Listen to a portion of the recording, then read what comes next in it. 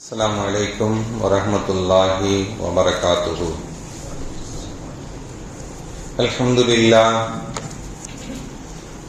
لله رب العالمين، والصلاة والسلام على أشرف المرسلين وعلى آله وصحبه أجمعين، أما بعد، فقد قال الله تعالى في القرآن العظيم والفرقان المجيد: أعوذ بالله من الشيطان الرجيم، بسم الله الرحمن الرحيم. يا أيها الذين آمنوا كتب عليكم الصيام كما كتب على الذين من قبلكم لعلكم تتقون. قال النبي صلى الله عليه وسلم: جاءكم شهر مبارك أوله رحمة وأوسطه مغفرة وآخره عتق من النار. رب اشرح لي صدري ويسر لي أمري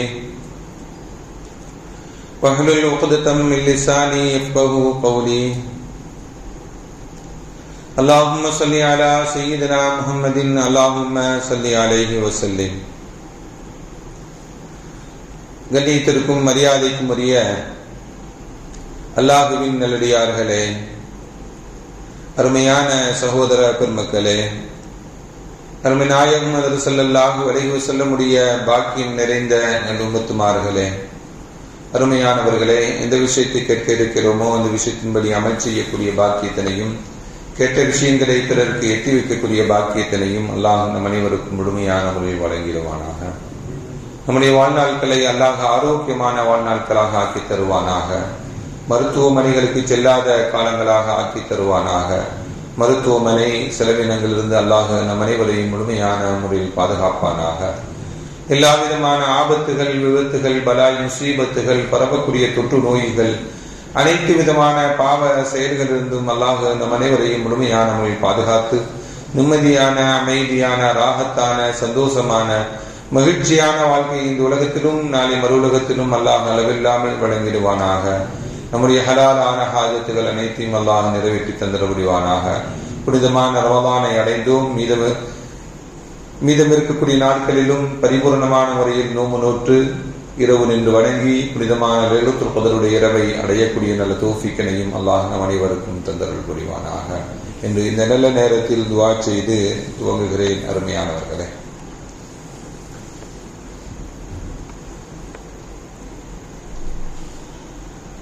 அல்லாஹ்வுடைய மாபெரும் கிருபையால் நாமெல்லாம் இவ்வருடத்தினுடைய புனித ரமலானை அடைந்திருக்கிறோம். ரமலானை அடைந்து ஒரு நாள் நோன்பும் 2 நாள் தராபிகையும் நாம் நிறைவு செய்திருக்கிறோம்.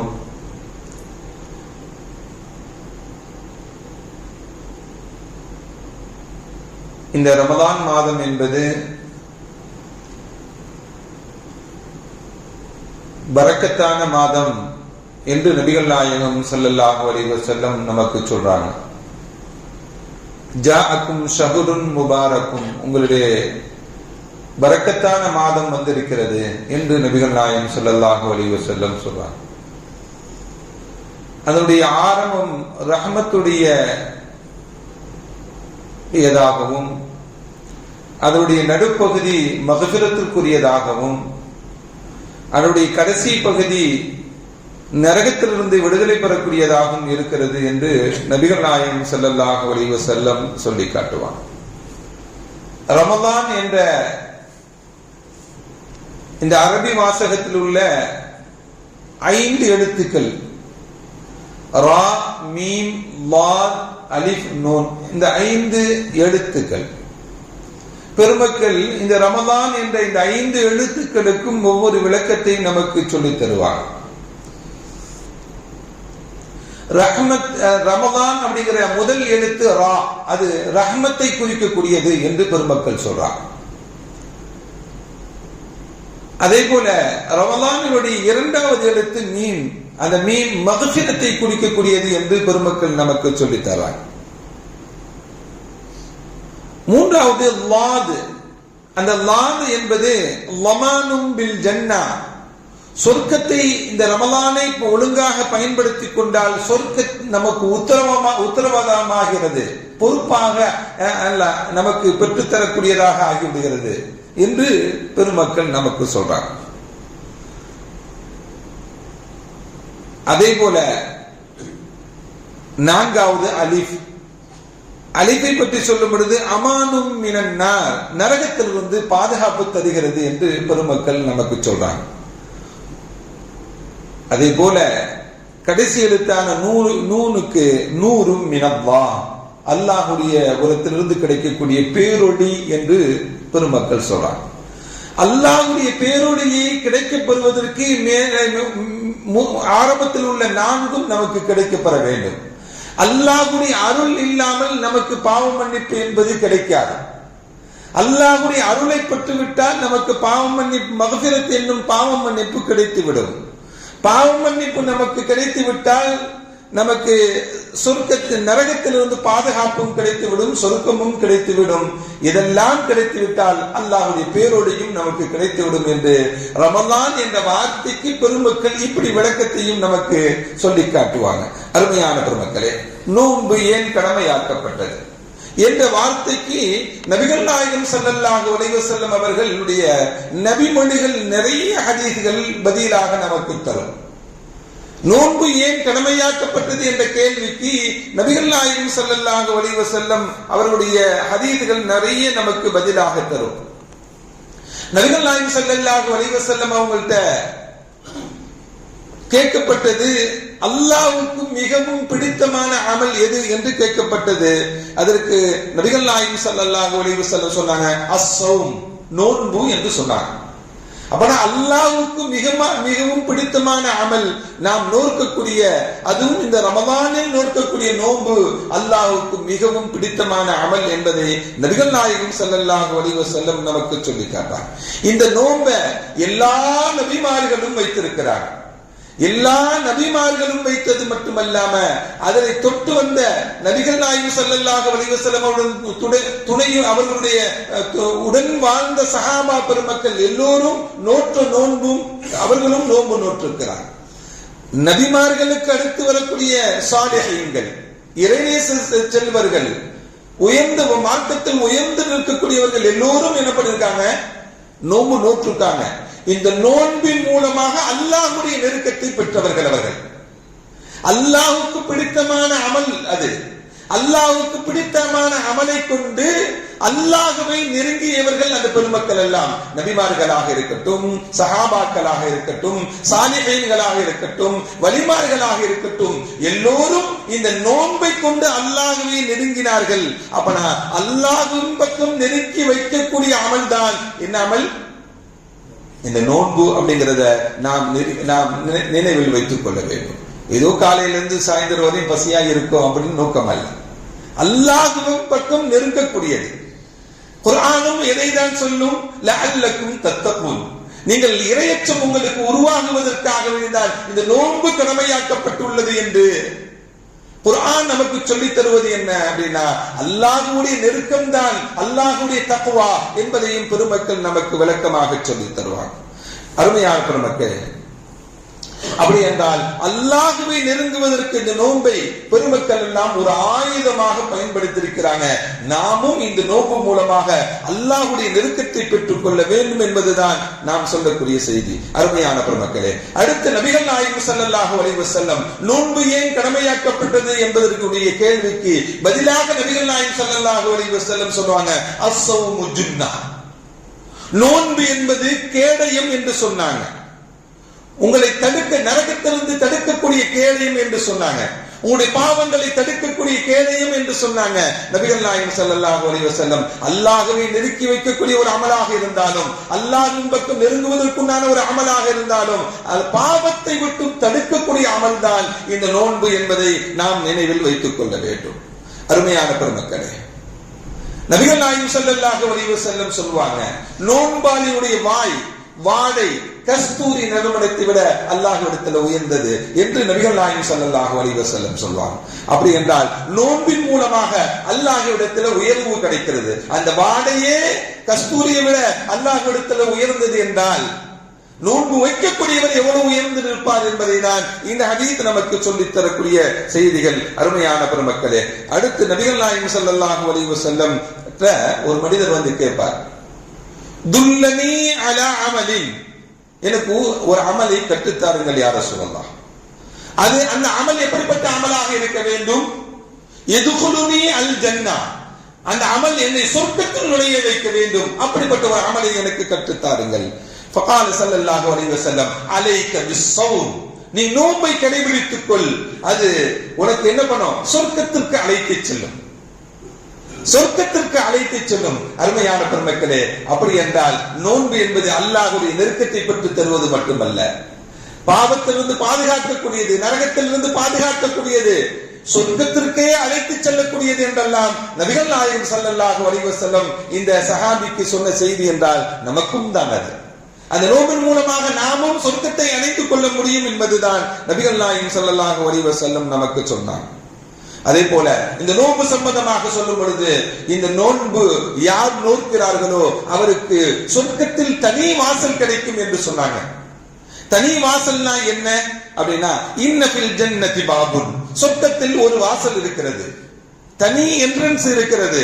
யுகாலு லஹு அர்-ரய்யான், ரய்யான் என்று சொல்லப்படும் அந்த வாசலுக்கு பேரு. அந்த வாசலுக்கு ரய்யான் என்று சொல்லக்கூடிய அந்த இது யதுகுலு மின்ஹு அஸ்ஸாயிமூன், அந்த வாசலில் நோன்பாளிகள் மட்டும் தான் நுழைவார்கள். அந்த வாசலில் நோன்பாளிகள் மட்டும் தான் நுழைவார்கள். யௌமல் கியாமா, நாளை மறுமை நாளையில. லா யதுகுலு மின்ஹு அஹதுன் கைருஹு, வேறு எந்த ஒருவரும் அந்த வாசல் வழியாக நுழைய முடியாது என்றும் நபிகள் நாயகம் ஸல்லல்லாஹு அலைஹி வஸல்லம் நமக்கு சொல்லி காட்டுவார். அருமையான பெருமக்களே, அப்படி என்றால் சொர்க்கவாசிகளுக்கு நாளை மறுமை நாளையில தனி மரியாதை அல்லாஹ் ஏற்படுத்தி கொடுப்பார். ஏர்போர்ட்ல எல்லாம் விஐபி கேட்னு ஒண்ணு இருக்குல்ல, அதே போல நோன்பாளிகளுக்கு சொர்க்கத்தில் விஐபி கேட்டாக அல்லாஹ் ரய்யான் என்ற கேட்டை அல்லாஹ் ஏற்படுத்தி கொடுப்பான் என்பதுதான் நபிகள் நாயகம் ஸல்லல்லாஹு அலைஹி வஸல்லம் இந்த நோன்பின் மூலமாக நமக்கு சொல்லுவார். அதே போல இந்த நோன்பு இருக்கிறது அல்லவா, ஃபஇன்னஹு லா மஸீல லஹு, இதே போன்ற வேறு அமல் ஒன்றுமே கிடையாது என்று ஒரு ஹதீஸ்ல வருது. ஃபஇன்னஹு லா மஸீல லஹு, இதே போன்ற ஒரு அமல் சிறந்த அமல் இருக்குமா என்றால் ஃபஇன்னஹு லா மஸீல லஹு, அதே போன்ற அமல்கள் உயர்வான அமல் எதுவும் கிடையாது என்று ஒரு ஹதீஸ்ல நபிகள் நாயகம் ஸல்லல்லாஹு அலைஹி வஸல்லம் நமக்கு சொல்லி தருவார். அதே போல நோன்புக்கு ஒவ்வொரு அமலுக்கும் கூலிகள் உண்டு. இதை செய்தால் அதற்குண்டான நற்கூலி அது, இதை செய்தால் அதற்குண்டான நற்கூலி அது என்றெல்லாம் சொல்லப்படும். இவ்வளவு நன்மைகள் கிடைக்கும் என்றெல்லாம் சொல்லப்படும். ஆனால் நோன்பை பற்றி ஸல்லல்லாஹு அலைஹி வஸல்லம் சொல்லும்போது அல்லாஹ் சொல்வதாக நபிகள் நாயகம் ஸல்லல்லாஹு அலைஹி வஸல்லம் அஸ்ஸௌமு லி, நோன்பு எனக்கு வைக்கப்படக்கூடியது. யார் நோன்பு வச்சிருக்கிறா வைக்கல அப்படிங்கிறது யாருக்கு தெரியாது? இன்னொரு ஆளுக்கு தெரியாது. நான் நோன்பு வச்சிருக்கிறேன்னா வைக்கலையா அப்படிங்கிறது மற்றவங்களுக்கு எல்லாம் தெரியுமா அப்படின்னா, நோன்புன்னு நான் சொல்லலாம், நோன்பு இல்லாமல் கூட இருக்கலாம். நான் நோன்பு வைத்தது யாருக்கு மட்டும்தான் தெரியும்? அல்லாஹ்வுக்கு மட்டும்தான் தெரியும். அஸ்ஸௌமு லி, நோன்பு என்பது எனக்குரியது, அதற்கு நானே கூலியாக இருக்கிறேன், அதற்கு நானே கூலி கொடுக்கிறேன் என்றெல்லாம் ஹதீஸில் வரக்கூடிய செய்திகள். அப்படி என்றால் அதற்கு கூலியை அல்லாஹ்தான் முடிவு செய்து வைத்திருக்கிறார். அல்லாஹ்தான் அதற்குண்டான நற்கூலிகளை கொடுப்பான். உங்களுடைய தக்வாவுடைய அளவுக்கு ஏற்றால் போல கூட கொடுக்கலாம், உங்களுடைய இறைச்சத்தினுடைய அளவுக்கு ஏற்றால் போல கொடுக்கலாம். இப்படி நோன்பு சம்பந்தமாக ஏன் நோன்பு நோக்க வேண்டும் என்று கேட்ட கேள்விக்கு இவ்வளவு ஹதீஸ்கள், இதை விடியும் நிறைய ஹதீஸ்கள் இருக்கின்றன. இவ்வளவு நன்மைகளும் நமக்குண்டான பாக்கியங்களும் கிடைக்கப்பெறக்கூடிய நோன்பை தான் நாம் கடைபிடித்திருக்கிறோம். வல்லவன் அல்லாஹ் நம்முடைய நோன்புகளை எல்லாம் கபூல் செய்வானாக. அருமையானவர்களே, நோன்ப விடுறதுக்கு அனுமதி இருக்கா அப்படின்னா, நோன்பு விடுறதுக்கு யாருக்கும் அனுமதி இல்லை. நோன்பை விடுவதற்கு யாருக்கும் அனுமதி இல்லை. நோன்பை இன்னைக்கு சர்வசாதாரணமா விட்டுட்டு இருக்கிறாங்க. நான் வேலைக்கு போறேன், அதனால நோன்பு நோக்க முடியல, இன்னும் நோன்பு வச்சா வேலைக்கு போக முடியல, இதெல்லாம் காரணமாக அல்லாஹ்விடத்தில் சொல்ல முடியுமா அப்படின்னா இது காரணம் அல்ல, இது காரணமாக ஆக முடியாது. நிறைய சில அமல்களை எல்லாம் சர்வசாதாரணமாக விட்டு விடுகிறோம், சில விஷயங்களை எல்லாம் சர்வசாதாரணமாக விட்டு விடுகிறோம். எனக்கு இன்னைக்கு தலைவலி, அதனால நோம்பு நோக்கல, விடலாமா? அதெல்லாம் விடுவதற்கு அனுமதி இல்லை. யாருக்கு தான் விடுவதற்கு அனுமதி? நோன்பை விடுவதற்கு அனுமதி உள்ளது. அல்லாஹ் சொல்லுவான், யாரெல்லாம் நோயாளிகளாக இருக்கிறார்களோ, யாரெல்லாம் பயணத்தில் இருக்கிறார்களோ அவர்களுக்கு அனுமதி என்று அல்லாஹ் திருக்குர்ஆனிலே சொல்லி காட்டினான். தலைவலியும் நோய்தானே அப்படின்னா தலைவலி தலைவலி தலைவலியை வச்சுக்கிட்டு எல்லா வழியும் செஞ்சிடறோம். நம்ம நோம்புக்கு மட்டுமா மற்ற விதிவிலக்கு அப்படின்னா சின்ன நோய், அதனால் பெரிய பாதிப்புகள் கிடையாது. நோம்பு யாருக்கு விடுவதற்கு அனுமதி? இனிமேல் அவர் அந்த நோயிலிருந்து எழுந்திருக்கவே மாட்டார் அப்படி உள்ளவருக்கா? அப்படியும் வைத்துக் கொள்ள முடியாது. சாதாரண தலைவலி உள்ளவருக்கா? அப்படியும் வைத்துக் கொள்ள முடியாது. ஒரு நடுத்தரமாக வைத்துக் கொள்ளலாம். இவரை போய் வீட்டுல போய் நோயாளியாக போய் சந்தித்து விட்டு வந்தேன், இவர் ஹாஸ்பிட்டல்ல அட்மிட் பண்ணப்பட்டிருக்கிறாரு அப்படிங்கிற நிலைப்பாடுகள் இருக்கிறது அல்லவா? அந்த நிலையில் உள்ளவர்களுக்கு நோன்பை விடுவதற்கு அனுமதி. அவருக்கு நோய் நிவாரணமாக ஆகிவிடும் என்றால், நோயிலிருந்து அவர் மீண்டு விடுவார் என்றால், என்னைக்கு மீண்டாரோ அன்னையிலிருந்து அவருக்கு அந்த நோன்பை வைத்து விட வேண்டும். மீதமுள்ள நாட்கள், மீதமான நாட்களில் அந்த நோன்பை வைத்து விட வேண்டும்.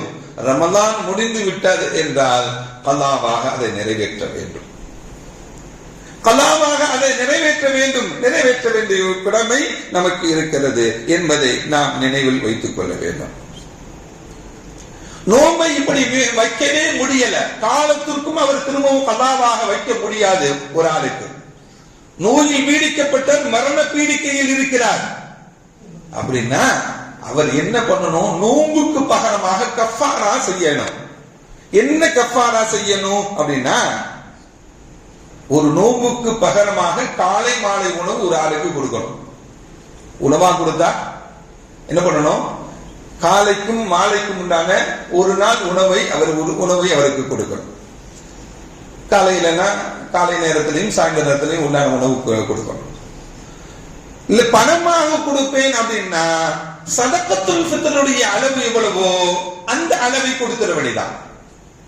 பணமா கொடுக்கணும்னா சதக்கத்துல் ஃபித்ருடைய அளவு எவ்வளவோ அதை அந்த அளவு பணமாக நாம என்ன பண்ணலாம்? நோன்பு அறவே வைக்க முடியாதவர்களுக்கு நாம் அந்த இதை கொடுத்துடணும். இதை நமக்கு சட்டமாக நமக்கு சொல்லித் தர்றாங்க. இது காலமெல்லாம் நோன்பு நோக்க முடியாதவருக்கு உண்டான சட்டம். ஒரு ஆள் நோன்பு நோக்க முடியும், நோன்பு நோக்கல அப்படின்னா நபிகள் நாயகம் ஸல்லல்லாஹு அலைஹி வஸல்லம் சொன்னாங்க, இந்த ஒரு நோன்புக்கு பகரமானது காலம் முழுவதும் நோன்பு நோட்டாலும் அதுக்கு ஈடு இணை கிடையாது என்று சொன்னாங்க ஸல்லல்லாஹு அலைஹி வஸல்லம். அப்படி என்றால் சர்வசாதாரணமா நீங்க விட்டுடாதீங்க. இந்த ஒரு நோன்புக்கு காலம் முழுவதும் நோன்பு நோட்டாலும் அதற்கு ஈடு இணை கிடையாது என்று சொன்ன அந்த நோன்பை நாம் கவனமாக வைத்துக் கொள்ள வேண்டும், விட்டுவிடக் கூடாது என்பதை நாம் நினைவில் வைத்துக் கொள்ள வேண்டும். அருமையான பெருமக்களே, ஏன் நோன்பு நோக்கிறோம்? சில பேர் சொல்லலாம், ஏன்னா நோன்பு வச்சா உடல் எடை குறையும், உடல் நமக்கு நல்லா ஆகும். உண்மைதான், அதுல எந்த மாற்று கருத்தும் இல்ல. ஸல்லல்லாஹு அலைஹி வஸல்லம் சொன்னாங்க, நோன்பு வையுங்க நீங்கள் ஆரோக்கியம் பெறுவீங்க என்று சொன்னாங்க ஸல்லல்லாஹு அலைஹி வஸல்லம். அதுல எந்த மாற்று கருத்தும் இல்ல. நோய் இல்லாமல் வாழ்வதற்கு நோன்பும் ஒரு காரணம். ஆனால் இது மட்டுமே காரணமா என்றால் இது மட்டுமே காரணம் அல்ல. நாம் நோக்கக்கூடிய நோன்பு என்னுடைய நோய் குணமாக வேண்டும், நான் ஆரோக்கியமாக வேண்டும், என்னுடைய உடல் நன்றாக ஆக வேண்டும் என்பதற்காக வேண்டி நம்முடைய நியத் அப்படி அல்ல. அல்லாஹ் நம் மீது கடமையாக்கி இருக்கிறான் என்ற நிலையில் நாம் நோன்பு நோக்க வேண்டும். ஸல்லல்லாஹு அலைஹி வஸல்லம் சொன்னாங்க, மன் ஸாம ஈமானன் வ இஹ்திஸாபன் உஃபிர லஹு மா தகத்தம மின் தம்பிஹி. நோன்பு ஏன் வைக்கணும்? நான் ஈமான் கொண்ட நிலையில் இருக்கிறேன், அல்லாஹ்வை நம்பி இருக்கிறேன், அல்லாஹ் என் மீது விதியாக்கி இருக்கிறார், என் மீது கடமையாக்கி இருக்கிறார், அதற்காக நான் நோன்பு நோக்கிறேன். எதுக்காக நோன்பு? அல்லாஹ் என் மேல கடமை ஆக்கியிருக்கிறான், என் மீது விதியாக்கி வைத்திருக்கிறான், என் மீது பரதாக ஆக்கி வைத்திருக்கிறான். அதற்காக வேண்டி நான் நோன்பு இருக்கிறேன். இதுதான் நியத்தாக இருக்க வேண்டும். இதுதான் நம்முடைய நோக்கமாக இருக்க வேண்டும். நியத்து மிக முக்கியம். நோன்பு வைப்பதற்கு அருமையான பெருமக்கள். அதே போல வய்யஹ்திசாபன், நபிகள் நாயகம் ஸல்லல்லாஹு அலைஹி வஸல்லம் சொன்னாங்க, நோன்பு வைத்தால் நன்மை கிடைக்கும்னு சொன்னாங்க. நன்மையை எதிர்பார்த்தவனாகும், அல்லாஹ்வை ஈமான் கொண்ட நிலையிலும் யார் ஒருவர் நோன்பு இருக்கிறாரோ அவருடைய பாவங்கள் எல்லாம் மன்னிக்கப்படும் என்று சொன்னாங்க. அப்பனா நான் ஈமான் கொண்டிருக்கேன், அல்லாஹ்வுடைய கட்டளை ஏற்று நடத்துறேன், இது வைத்தால் அல்லாஹ் நன்மையை தருவான், நன்மை எதிர்பார்க்கிறேன். நோன்பு வச்சா என்னென்ன பாக்கி எல்லாம் கிடைக்கும் ஆரம்பத்துல சொன்னோமோ அந்த பாக்கி எல்லாம் எனக்கு கிடைக்கப்படும் என்ற நியத்தில் என்ன பண்ணணும், நோன்பு வைத்துக் கொள்ள வேண்டும் என்பதை நாம் நினைவில் வைத்துக் கொள்ள வேண்டும். அருமையான பெருமக்களே, அதே போல நோன்புடைய காலங்கள் துஆ அங்கீகரிக்கப்படக்கூடிய நேரங்கள் உண்டு. நோன்பாளிகளுடைய துஆ ஏற்றுக்கொள்ளப்படும். ஸல்லல்லாஹு அலைஹி வஸல்லம் சொன்னார், நோன்பாளிகளுடைய துஆ ஏற்றுக்கொள்ளப்படும். துஆ ஏற்றுக்கொள்ளப்படக்கூடிய நேரம் இந்த நோன்புடைய காலங்கள்ல சஹர் தஹஜ்ஜுடைய நேரம். அது துஆ ஏற்றுக்கொள்ளப்படக்கூடிய நேரம். அந்த நேரத்துல தான் நம்ம டிவி பார்த்துட்டு இருக்க கூடாது, அந்த நேரத்துல தான் நம்ம ரீல்ஸ் பார்த்துக்கிட்டு இருக்க கூடாது. இன்னும் அரை மணி நேரம் இருக்கு ஃபஜ்ர் தொழுகைக்கு.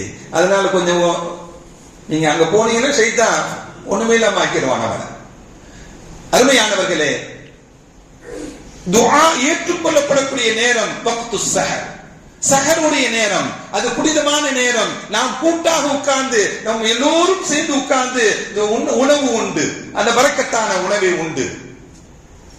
அஸ்ஸுஹூரு பரக்கா, ஸஹர் என்பது பரக்கத் என்று சொன்னாங்களே, அந்த பரக்கத்தை நாம் பெற்றுக்கொண்டு நாம் கூட்டாக உட்கார்ந்து துஆ செய்வதற்கு ஒரு பாக்கியம். அது கணவன், மனைவி, பிள்ளைகள், தாய், தந்தை எல்லோரும் சேர்ந்து ஒன்றாக உட்கார்ந்து துஆ செய்வது. தாய் துஆ செய்வது, பிள்ளைகள், மற்ற கணவர் எல்லோரும் துஆ செய்வது, ஆமீன் சொல்வது. எவ்வளவு பெரிய பாக்கியம், எவ்வளவு பெரிய பாக்கியம் அது. பிள்ளைகள் துஆ செய்து நாம் ஆமீன் சொல்வது, நம்முடைய மனைவி நமக்காக துஆ செய்து நாம் ஆமீன் சொல்வது, எவ்வளவு பெரிய பாக்கியம் அது. கூட்டாக ஒன்று சேர்ந்து உண்பதற்கு கூட நேரம் இல்லாத இந்த நாட்கள், இந்த காலங்களில் கூட்டாக உணவு உண்பதற்குண்டான ஒரே நேரம் எனக்கு அல்லாஹ் நமக்கு கொடுத்த அந்த பரக்கத்தான அஸ்ஸுஹூர் பரக்கான்னு சொன்னாங்கல்ல, அந்த பரக்கத்து தான், பரக்கத்தான உணவு தான். அது கூட்டாக உட்கார்ந்து உணவு உண்பதற்கும் கூட்டாக உட்கார்ந்து அமல் செய்வதற்குண்டான நேரங்கள். அருமையான பெருமக்களே, செஞ்சுக்கலாமா? சத்தத்தை காண அல்லாஹ் பரக்கத் செய்யட்டும். அருமையான பெருமக்களே, இப்படி துஆ ஏற்றுக்கொள்ளப்படக்கூடிய நேரம் சஹர் நேரம். இன்னொரு நேரம் என்னன்னா நோன்பு திறக்கக்கூடிய நேரம். அதுலதான் என்ன வடை வச்சிருக்கிறோமா, ஜூஸ் வச்சிருக்கிறோமா, கஞ்சி இன்னைக்கு நல்லா இருக்கா, நேற்று கொஞ்சம் உப்பா இருந்துச்சு, இன்னைக்கு கொஞ்சம் நல்லா இருக்கு, இப்படின்னு பேசக்கூடிய நேரம் அல்ல அது. அது எதுவாக இருந்தாலும் அதை சாப்பிட்டு விட்டு தான் செல்ல வேண்டுமே தவிர அல்லாஹ் நமக்கு இதுதான் இன்னைக்கு கொடுத்திருக்கிற முடிச்சுட்டு போயிட வேண்டியதான். யாராச்சும் ஒண்ணு கிளப்பி விடுவாங்க, காது கொடுத்து கூட கேட்காம இது துஆவுடைய நேரம் என்று துஆவில் ஈடுபட வேண்டும். நமக்கு எல்லாருக்கும் எல்லா தேவைகளும் இருக்கு. யாராவது எனக்கு தேவையில்லைன்னு சொல்ல முடியுமா? சொல்ல முடியுமா? யாரும் எந்த தேவையும் இல்லைன்னு சொல்ல முடியாது. நாமெல்லாம் மனிதர்கள், பலகீனமானவர்கள். அல்லாஹ் பலகீனமாக தான் படைத்து வச்சிருக்கிறார். இன்னொரு விஷயத்தின் பக்கம் தேவையாக தான் வச்சிருக்கிறார். ரப்பின் பக்கம் தேவையாக தான் ஆக வேண்டும். அப்படி மனோநிலை, அந்த நிலையில் தான் அல்லாஹ் நம்மை படைத்திருக்கிறார். அதனால துஆ ஏற்றுக்கொள்ளக்கூடிய நேரம் இஃப்தாருடைய நேரம்.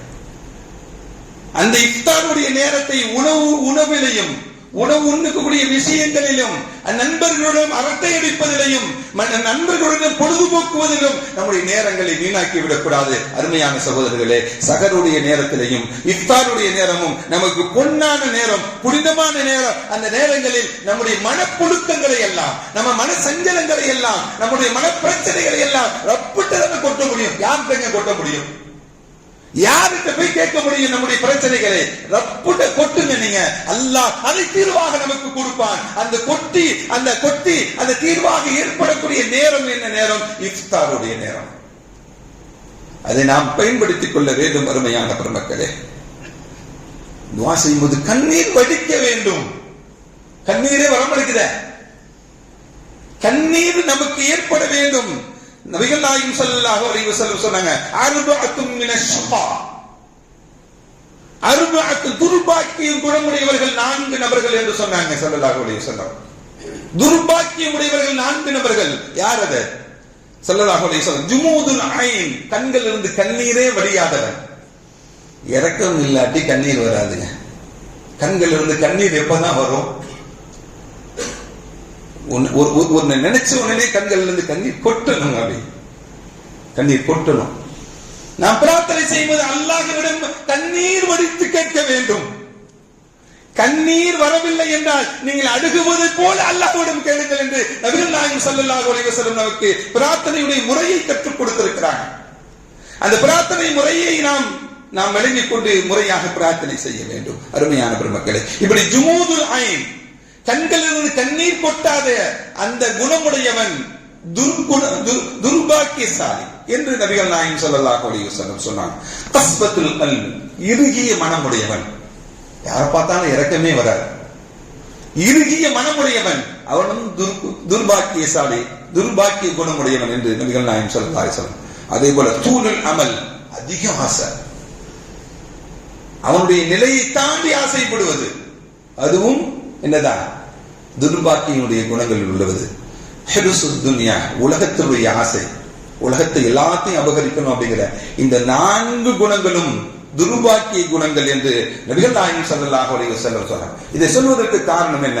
துஆ செய்யும்போது அல்லாஹ்விடத்தில் கண்ணுருகி கேட்க வேண்டும், கண்களிலிருந்து கண்ணீர் வடித்து கேட்க வேண்டும். அப்படி கண்ணீர் வடித்து நாம் ஒரு சொட்டு அப்படி வடியும் பொழுது அல்லாஹ் நம் மீது இறக்கப்பட்டு என்னுடைய அடியார் எனக்காக வேண்டி அழுகிறான், கண்ணீர் வடிக்கிறான், என்னிடம் கேட்கிறான், நான் மன்னிப்பாமல் அவனை யார் மன்னிப்பது என்ற நிலைகளில் அல்லாஹ் நம்முடைய துஆக்களை ஏற்றுக்கொள்ளப்படக்கூடிய சூழ்நிலைகள் எல்லாம். அருமையான பெருமக்களே, இப்படி கண்ணீர் வடித்து நாம் துஆ செய்யக்கூடிய நேரங்கள், அதே போல நாம் நோன்பு நோக்கக்கூடிய சில சட்ட திட்டங்கள்.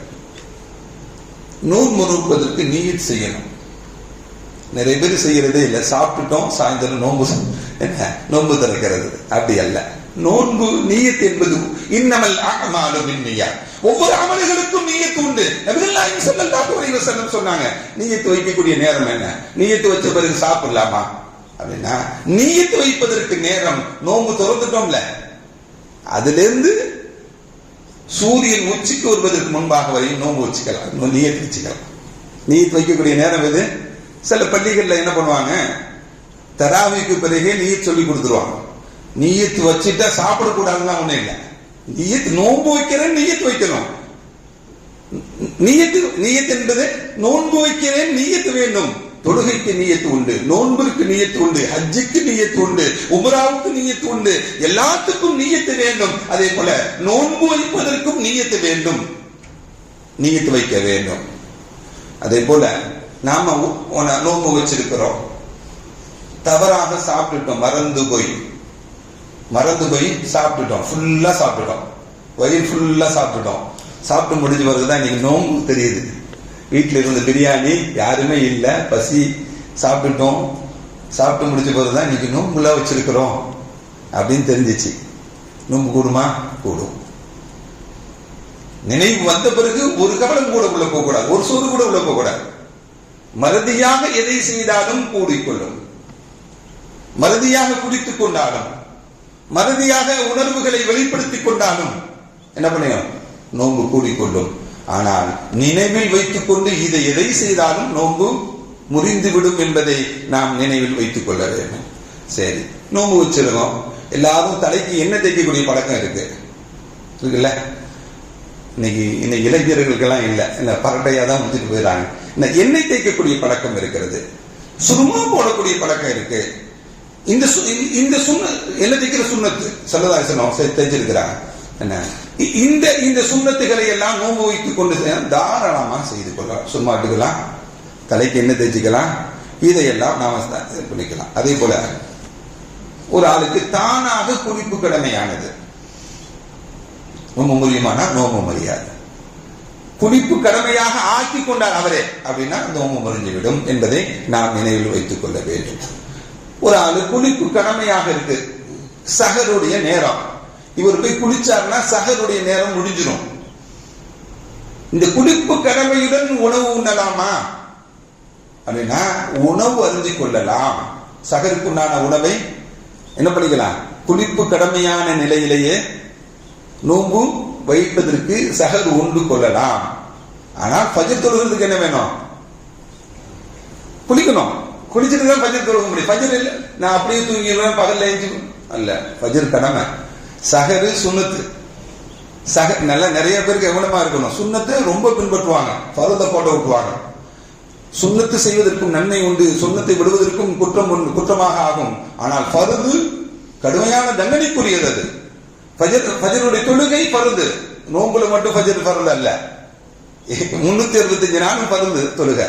என்ன இப்படி தொழுகுவதற்கு என்ன வேண்டும், குளிப்பு கடமையை நீக்க வேண்டும் என்பதை நாம் நினைவில் வைத்துக் கொள்ள வேண்டும். அதே போல குளிக்கிறோம், நல்ல முங்கி குளிக்கிறோம், அல்லது உது செய்யும்போது தண்ணீர் மூக்குக்கு தண்ணீர் செலுத்துறோம், அதெல்லாம் வேகமா செலுத்தக்கூடாது. மூக்குல தண்ணி போயிடுச்சு ஒண்ணும் இல்லை, அது வயிற்றுக்கு போய் சேர்ந்து விட்டால் நாம் மூக்கு செலுத்தக்கூடிய தண்ணீர் நோம்பு முறிஞ்சிடும்.